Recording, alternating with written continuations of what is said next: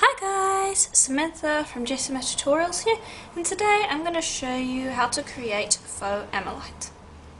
So first thing you're going to need is some black primer rolled out on your thickest setting, and then you're also going to need some silver leaf.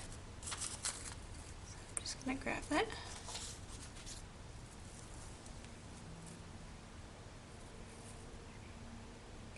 And then I'm going to lay that down. Get it nice and smooth, like so. Okay, and I have done faux ammolite before, which included a heat gun and you would crackle it. This is a different technique from that. It's a bit more easy, as it doesn't require you to crackle the clay. So I'm just going to lift that clay up. I'm trying not to stretch it too much. There we go. So the metal leaf will crack a little bit, and I will actually encourage just a little bit of cracking. Then I'm going to grab a piece of paper and I'm going to lay this upside down, and then I'm going to grab a texture and I'm just going to press that in, so that we have a nice clean texture on the back. Okay, and now just keep in mind that when you're doing a texture, make sure you're pressing it down and you're not rolling it in, because if you roll, you're going to be stretching the clay and therefore stretching the metal leaf. So just keep that in mind. Okay, so you can see there that we haven't stretched the metal leaf all that much. So I'm just going to place that back down, and I'm going to bring over my cutter. Now keep in mind that we are going to be cutting it from the back. The metal leaf does not stick to the paper, and so your clay will stick in your cutter. So just keep that in mind when you're doing this. Okay, and what I do is I kind of half cut it, and then I'll peel it back up. And I'll go in and cut a little deeper, and this can be a nice way to kind of limit the amount of sticking to your cutter, make it easier to get it out later.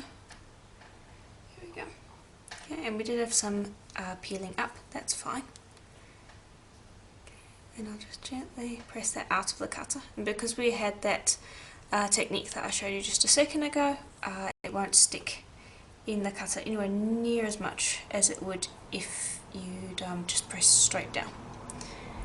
And now the cutters, oh, excuse me, the cutters do not cut through the metal leaf as clean as they could, or as I would like. So if I get a large lift up like that, I'll just generally try to take that, and I'll try to just kind of stick it somewhat back into place, like so. Right, then I'm going to cut out the other one. Okay, there we go. Then I'll just turn them upside down again, and I'm just going to take this, and it might get a little, when you're pressing it out of the cutter, it can kind of dome a little bit, or just basically not lie as flat as I'd like. So I'll go with the sponge later and just gently tap it back down, and that will make sure that it's flattened out. And if there's any areas that are not quite clean, I'll just run my blade along the edge. Most often that's just kind of metal leaf peeking out, so just running your blade along the edge will smooth it out, like so. And then I will bake it for an hour at Primo's recommended temperature. Okay, and here they are out of the oven. So now we are going to colour them with alcohol ink. Yes, so I've got different alcohol inks here. These are alcohol ink pens. You can use just regular alcohol inks if you want to. But I like using the pens. But before we do that, we are actually going to silk screen on a pattern. You don't necessarily have to do that, but I do like to silk screen on a pattern. So I'm going to use this kind of ammonite pattern that I have going here. And I'm actually going to have it sticky side up. I'm just going to pop these on, like so, and I will flip it. And then just make sure that you stick the silk screen down properly, like so. And now it's not too sticky, so it shouldn't lift up the metal leaf now that the metal leaf's been baked on there. Okay, then I'm going to take acrylic paint.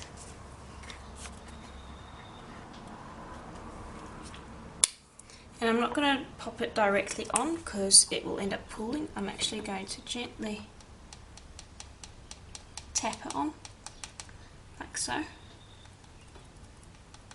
Which just should have a better result.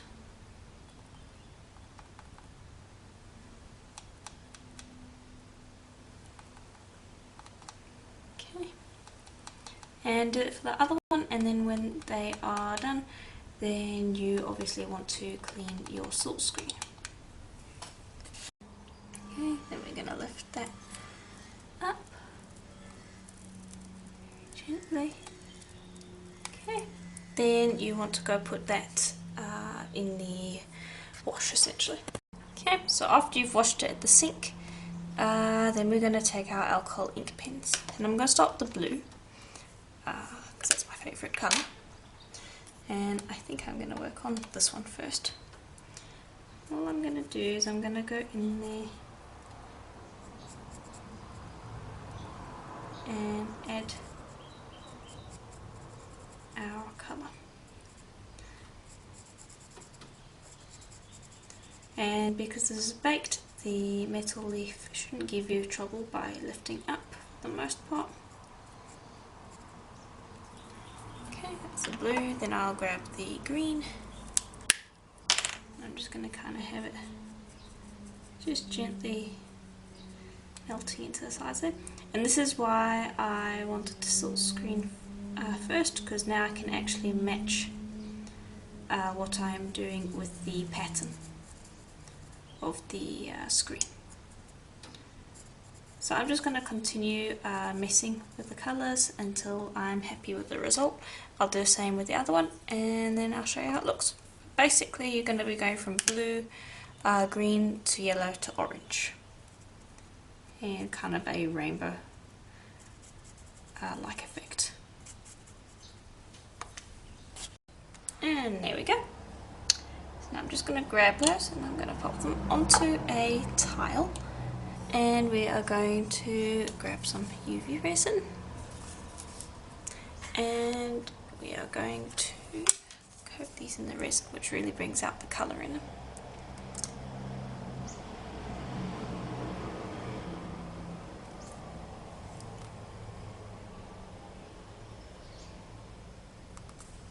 Yeah.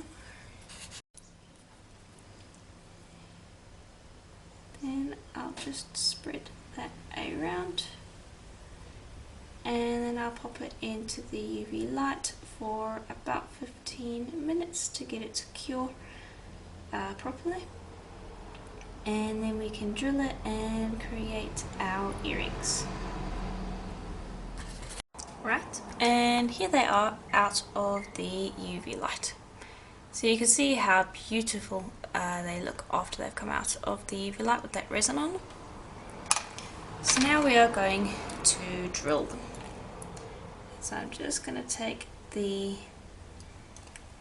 top part, and I like to just kind of create a hole first, or at least just a divot, and then I can use the automatic drill.